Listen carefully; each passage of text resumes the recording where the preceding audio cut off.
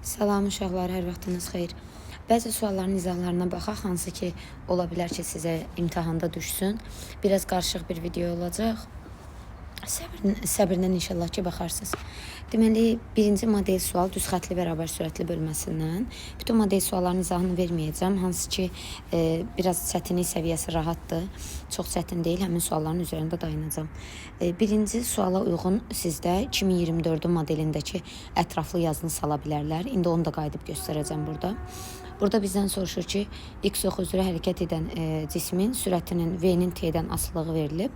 Cismin 0-2t0 zaman müddətinə getdiyi yol, yəni 0-2t0 zaman müddətinə gedilən yol deyəndə burada uşaqlar nəyi nəzərdə tutur? Deməli, bu hissəni nəzərdə tutur.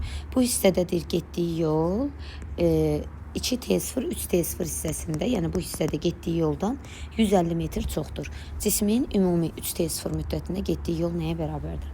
Deməli, uşaqlar, mavi hissədə, yəni bu 2t0-a qədər gedilən yol S bərabər olur nəyə? V0 vurulsun 2t0, yəni fiqurun sahəsi. Üçbucaq olan hissədə gedilən yolu isə S bərabərdir. Üçbucağın hündürlüyü V0 vur, bu ara hissə T0, AB bölçü V0 T0 bölünsün ki, yəni 0,5 V0 T0. Bu ikisinin ümumi deyir ki, bizdən 0,2T0-da getdiyi yol 2T0, 3T0-da getdiyi yoldan 150 metr çoxdur.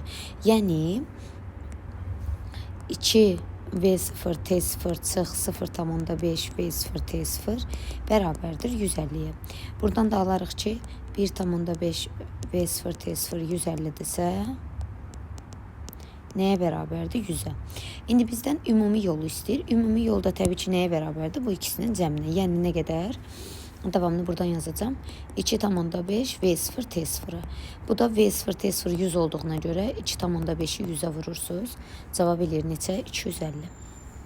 İndi mən sizə şey göstərim. Nədir? 2024-ün model testini. Aha, 2024-dür. 2024-ün misal üçün model testində bizə burada nə verir? Ətraflı yazı sualı var və ətraflı yazı sualı düz xətli bölməsinə dairdir. Ola bilər ki, indi bu ilin o model sualına uyğun 2024 model sualını sizə salsınlar. Soruşur ki, bu cisim koordinat başlanğıcının hansı sürətlə keçər? Belə bir tənlik verilib. Elə burada bunun izahı da olmalıdır. Bir dəqiqə. Fizika. Aha, baxın, deməli, tənlik verilmişdi. Əvvəlcə cismin yazılıb ki, koordinat başlanğıcından müşahidə neçə saniyə sonra keçdiyini tapaq. Cisim koordinat başlanğıcından keçirsə uşaqlar, koordinat nəyə bərabərdir? 0-a. Həmin tənliyi 0-a bərabər eləyir. Buradan tənliyin köklərini tapır. 2 saniyə, mənfi 5 saniyə. Təbii ki, zaman mənfi ola bilməz. 2 saniyəni götürür. Sonra bizdən deməli, bir üsulla göstərir ki, burada sürətin tənliyi V0 plus AT-dir. Ümumi koordinat tənliyi də budur. Buradan V0 3 bu tənliyə görə yenə də A-nı 2 tapırsınız. Gətirib burada yerinə qoyursunuz. Olur 3 üstə gəlsin 2T. Yerinə qoyanda da 3 üstə gəlsin 2. T-ni də biz burada şey tapmışdıq, axı 2 tapmışdıq. O da eləyir 3 üstə gəlinsin 2 vurulsun 2, eləyir 7. Və yaxud da istəsəz nə edə bilirsiniz? Sürət ikinci üsul. Sürət nəyə bərabərdir? Koordinatın törəməsinə. Koordinatın törəməsi, törəmə tapanı da 3 üstə gəlsin 2T eləyir. Yenə T-nin yerinə 2 qoyursunuz, tapırsınız 7. Yəni çox asan bir sualdır. Düşə bilər bu ilin ətraflı yazısına. Qayıtdıq 2025-ə. Sonra elektromagnet induksiya bölməsindən belə bir sual var. İnduksiya bölməsindən bir sualınız onsuz da düşəcək. Ümumi təkrar eləsək induksiya bölməsini. Elektromagnet induksiya epsilon bərabərdir mənfi delta fi bölünsün delta t idi.